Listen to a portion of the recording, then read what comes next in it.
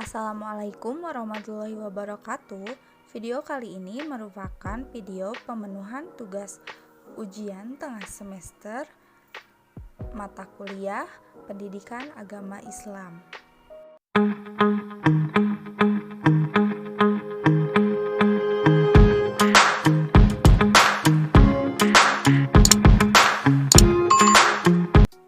Materi pertama yaitu hajatul insan ila rasul atau kebutuhan manusia kepada rasul.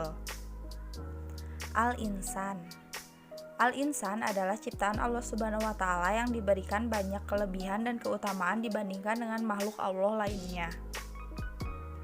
Dalam Al-Qur'an, konsep manusia terdiri dari 3 kategori, yaitu yang pertama al-insan, al-ins, unas, al-anas, anasi, dan insi. Yang kedua al-basyar, yang ketiga Bani Adam atau anak Adam, dan suryat Adam atau keturunan Adam. Fitrah manusia sudah dibekali oleh Allah Subhanahu wa taala dengan nilai-nilai yang dapat menilai suatu tingkah laku. Beberapa fitrah manusia adalah keinginan manusia untuk mengabdi kepada Khalik. Wujudul Khalik, manusia menerima Allah sebagai Rob. Ibadatul Khalik, pengabdian kepada Allah adalah sebagai hasil dan akibat dari pengakuan kita kepada Allah sebagai pencipta. Hayatul Munadoma, petunjuk dari Allah adalah untuk memandu manusia ke arah yang lebih baik. Hidayatul Rasul, jika hendak mengikuti perintah Allah, maka kita mesti mengikuti perintah Rasul. Apabila kita ingin mengasihi Allah, kita perlu petunjuk Rasul. Ma'rifatul Khalik, petunjuk Rasul digunakan untuk mengenal Allah. Minhajul Haya, petunjuk Rasul juga dapat digunakan untuk mengamalkan Islam yang benar dan yang diridhoi oleh Allah. Ibadatul Shahih adalah ibadah yang menyembah Allah dengan panduan mengikuti Rasul. Ta'riful Rasul atau pengertian tentang Rasul. Dari segi bahasa, kata Rasulah yang berarti mengutus, sedangkan kata Rasul adalah bentuk infinitif atau masdar dari kata Rasulah yang berarti utusan atau seseorang yang diutus. Menurut istilah, Rasul berarti seorang laki-laki yang dipilih dan diutus oleh Allah dengan membawa risalah kepada umat manusia.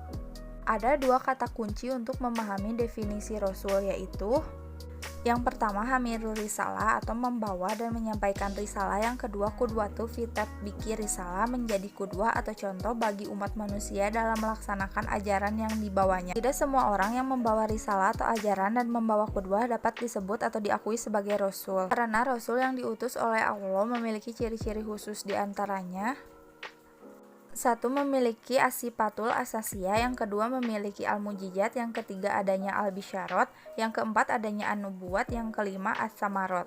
Makanatur Rasul atau kedudukan Rasul.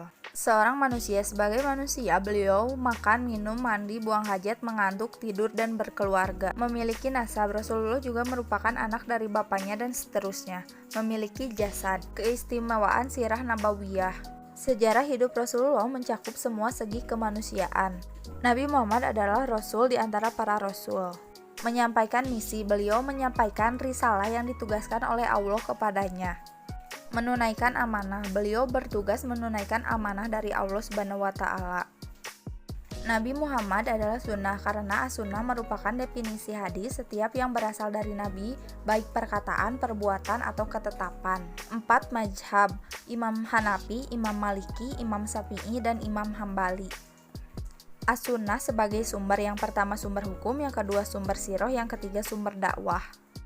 Sifat-sifat Rasul. Sifat-sifat kerasulan diantaranya al-basyariyatul kamilah atau kemanusiaan seutuhnya, al-isma atau terpelihara dari kesalahan dan dosa, asidku jujur, al-fatonah cerdas, al-amanah terpercaya, dan at-tablik menyampaikan risalah.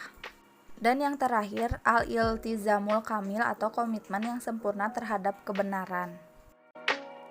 Cukup sekian rangkuman materi yang bisa saya sampaikan. Mohon maaf apabila ada kesalahan atau kekurangan. Wassalamualaikum warahmatullahi wabarakatuh.